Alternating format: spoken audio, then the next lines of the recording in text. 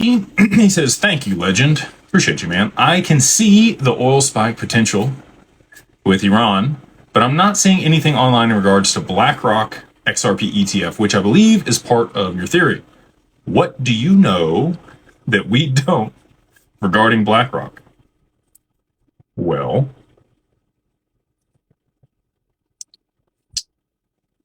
I've said this many times before. I think BlackRock is much more intimately involved with Ripple than what's publicly available for people to understand. BlackRock was tapped and pulled in, I think, by the US government to repackage the debt and punt the football and come up with a solution to be able to rebalance the debt. And tokenization of all of the economy does that. And the reason for that is you get a positive flywheel going. So if you have a bearer asset that you could draw debt against to be able to purchase assets, to move them on chain, that then added more volume and value to a network that caused the asset that you drew debt against to appreciate, you just continue to roll that, right?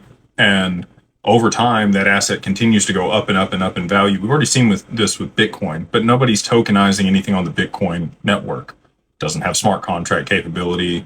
You know, they've used runes and other things to be able to like etch things on different Bitcoin in order to have, you know, some type of NFT functionality on that chain. They've got to have, you know, Lightning Network in order for it to be able to scale, where they lock up collateral very similar to what they do with Ethereum and Matic, the layer 2 there. The XRPL is unique in that it doesn't have a ton of smart contract capability. They're continuing to add amendments to that chain.